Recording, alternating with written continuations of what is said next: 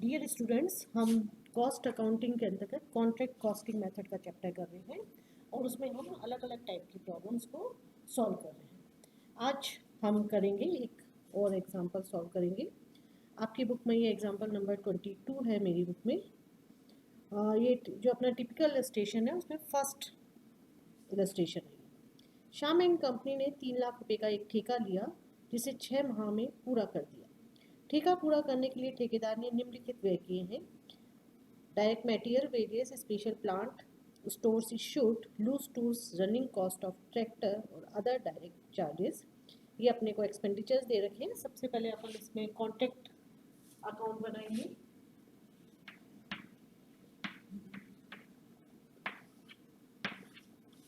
दो साइड्स बनेंगी, वो पहले करें, डेबिट और credit. Amount, particulars,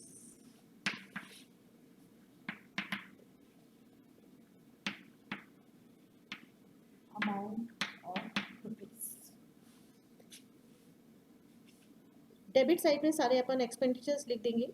material, wages, special plant, 2 direct material 1,18,800, 2 wages 69,200, 2 special plant 52,800,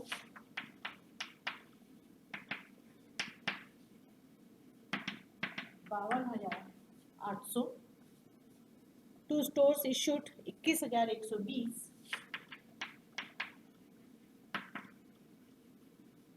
21,120, 2 loose tools 9,900,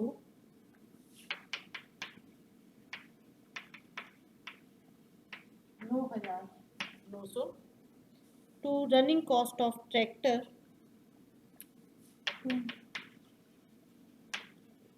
running cost of tractor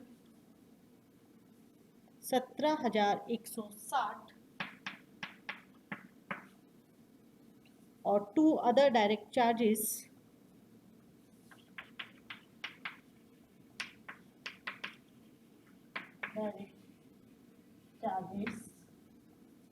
7,900।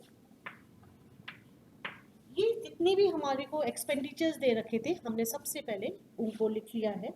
Additional information में नीचे हमें दे रखा है, ठेका पूरा होने पर मूल लागत का 20% डेप्रिसिएशन काटने के बाद विशेष प्लांट लौटा दिया गया। इस प्रॉब्लम में मेन जो चीज़ है वो है डेप्रिसिएशन, कि किस तरह से हमें डेप्रिसिएशन निकालना है। ठेका पूरा होने पे मूल लागत का 20% डेप्रिसिएशन काटने के बाद विशेष प्लांट को लौटा दिया गया। यदि 20% एनुअल लिखा होता तो ये जो हमारा कॉन्ट्रैक्ट था वो सिर्फ 6 महीने चला था तो हम मंथ के हिसाब से निकालते, लेकिन यहाँ पे एनुअल नहीं दे रखा, खाली परसेंट दे रखी है। तो ऐसी स्थिति में जो डेप्रिसिएशन निकाला जाएगा वो पूरे वर्ष का निकाला जाएगा। हम महीनों के हिसाब से डेप्रिसिएशन को कैलकुलेट नहीं करेंगे बाय स्पेशल प्लांट।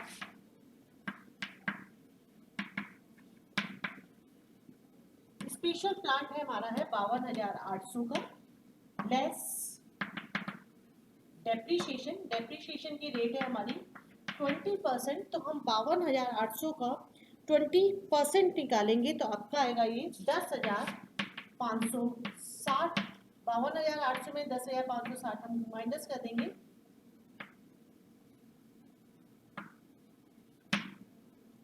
और ये आ जाएगा आपका 42,340 रुपये प्लांट की वैल्यू, जो लास्ट में शेष बचा।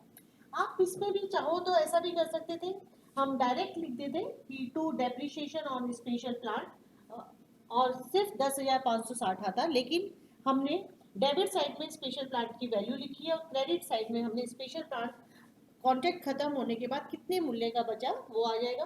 तो जनरली जो तरीका मेरे हिसाब से बेस्ट होता है वो यही है कि अपन डेबिट साइड में किसी भी असेट्स जो आपने यूज़ करी, जनरली प्लांट आता है तो प्लांट की आप वैल्यू लिखिए, टोटल वैल्यू। क्रेडिट साइड में प्लांट की वैल्यू में से डेप्रिसिएशन को घटा के फिर दिखाइए। इसके बाद ये कहता है लौटाए गए खुले औजार व स्टोर्स का मूल्य कम से 6,600 2,670 था, तो bye loose tools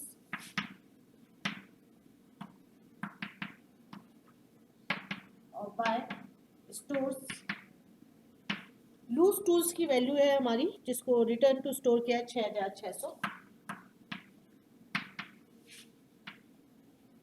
return to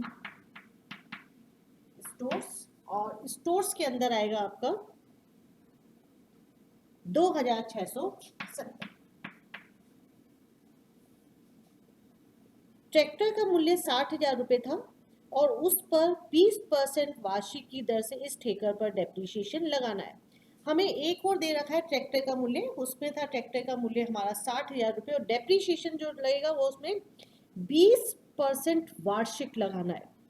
इसमें वार्षिक शब्द जोड़ रखा है, तो और हमारा जो कॉन्ट्रैक्ट था वो सिर्फ 6 महीने चला है, तो हम जो डेप्रीशिएशन कैलकुलेट करेंगे 60,000 का अपन सबसे पहले 20% निकालेंगे और 20% निकालने के बाद हम उसका हाफ कर देंगे जस्ट, तो आपका होगा नहीं का 60,000 रेट की हमारी 20% इंटू 6/12, क्योंकि हमें 6 महीने का ही डेप्रीशिएशन चाहिए, तो ये आपका डेप्रीशिएशन जो हो जाएगा 6,000 रुपये हमारा डेप्रीशिएशन होगा। अब इसको अपन नहीं, यहाँ पे डेबिट साइड में अपने नहीं लिखा है, तो या तो आप लिखिए टू डेप्रीशिएशन ऑन ट्रैक्टर, और यदि हम ये नहीं लिखते तो हम इस तरह से करेंगे, यहाँ पे लिखेंगे अपन टू ट्रैक्टर 60,000 और बाय ट्रैक्टर 60,000 लेस डेप्रीशिएशन 6,000 और यहाँ पे आ जाएगा आपका 54,000। दोनों का मीनिंग एक ही है, 60,000 में से 54 गए थे तो वो भी 6,000 यहाँ पर आ जाता है, और आप चाहे तो ऐसा भी कर सकते हैं 60,000 और यहाँ पे अपन 54,000 लिखते हैं। आगे ये आपसे कहता है प्रशासन व्यय जोड़ने से पूर्व, ये दूसरी इसमें महत्वपूर्ण है इस एग्जाम्पल की बात, प्रशासन व्यय जोड़ने से पूर्व आई कुल ठेका लागत पर 10% की दर से प्रशासन व्यय वसूल किए जाने हैं। हमें यहाँ पे एडमिनिस्ट्रेटिव कॉस्ट निकालनी है और एडमिनिस्ट्रेटिव जो कॉस्ट 10% निकालनी है, उसके लिए पहले हमें हमारे कॉन्ट्रैक्ट की टोटल कॉस्ट फाइंड आउट करनी पड़ेगी, और जब हम टोटल कॉस्ट निकाल लेंगे फिर उसका निकालेंगे हम 10%। तो उसको निकालने का तरीका ये होगा, पूरे डेबिट साइड के आइटम्स जोड़ लीजिए, क्रेडिट साइड के जोड़ लीजिए, क्रेडिट में से अपन डेबिट को माइनस करेंगे, लेकिन यहाँ पे ऐसा नहीं होगा क्योंकि यहाँ पे डेबिट साइड एक्सेस होगी, क्योंकि टोटल कॉस्ट निकाली जा रही है अभी केवल, तो प्रॉफिट नहीं निकाला जा रहा। टोटल कॉस्ट को ऐड, डेबिट साइड को ऐड कर दीजिए, सॉरी, और फिर इसमें से क्रेडिट साइड को माइनस कर दीजिए, तो आपके पास आ जाएगा by balance brought,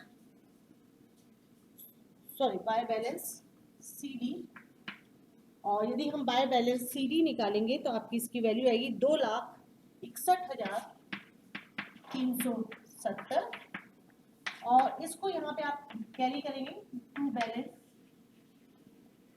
brought down 2,61,370 और to administrative expenses, to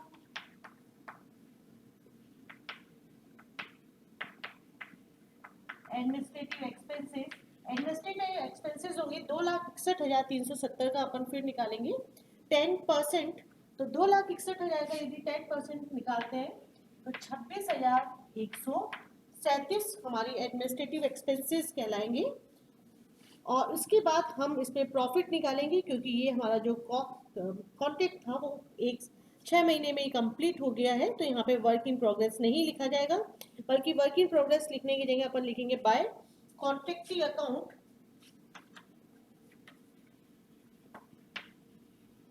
bye contractees account 3 lakh रुपए, यहाँ पे भी टोटल लगाना है अपने को और यहाँ पे भी टोटल आ जाएगा, और यहाँ पे लिख देंगे अपन बाय कॉन्ट्रैक्टी अकाउंट 3 लाख रुपए में से 2,61,370 और 26,137 दोनों को घटा देंगे तो हमारे पास आ जाएगा प्रॉफिट, और उसको अपन लिखेंगे to profit and loss account, to profit and loss account 12,493 रुपये, 12,493 ₹93 हमारा प्रॉफिट आ जाएगा। और यहाँ पर टोटल हो जाएगा 3 लाख और यहाँ पे भी हमारा टोटल 3 लाख। जनरली जितने भी आपके क्वेश्चंस होते हैं उन सभी क्वेश्चंस में आप एक बात का ध्यान रखिए कि पूरा का पूरा क्वेश्चन साधारण होता है, सिर्फ उसमें 1 या 2 पॉइंट ही ऐसे होते हैं जो क्वेश्चन में कंफ्यूजन देते हैं या क्वेश्चन को आपसे गलत करवा सकते हैं। तो इसमें जनरली जो बच्चे गलती करते हैं वो हमेशा जो ट्रैक्टर का डेप्रिसिएशन है उसको भी और जो हमारा स्पेशल प्लांट का डेप्रिसिएशन है उसको भी या तो वो लोग मंथ के हिसाब से निकाल लेते हैं, जबकि ऐसा नहीं होता। हमेशा ध्यान रखिए जब वार्षिक लिखा होता है तभी मंथ के हिसाब से डेप्रिसिएशन निकाला जाता है, अदरवाइज डेप्रिसिएशन मंथ के हिसाब से नहीं निकाला जाता है, बल्कि जो भी प्लांट की वैल्यू होगी या जो भी बिल्डिंग की वैल्यू होगी या जो भी हमारी कोई भी फिक्स्ड असेट्स है उसकी वैल्यू होगी उसका पूरे के पूरे वर्ष का डेप्रिसिएशन निकाला जाता है। और जो हमें कॉस्ट निकालनी होती है, कॉस्ट निकालते समय भी हमेशा ध्यान रखिए कि कॉस्ट उसने किस प्रकार से पूछी है। इस क्वेश्चन में ये कहा गया है कि जो भी हमारी एडमिनिस्ट्रेटिव एक्सपेंसेस एक्स्ट्रा हो रहे हैं उसके लिए हमारी टोटल कॉस्ट का हमें 10% निकालने को कहा गया।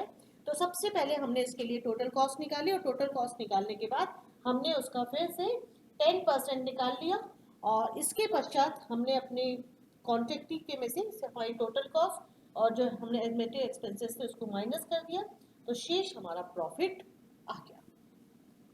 Thank you.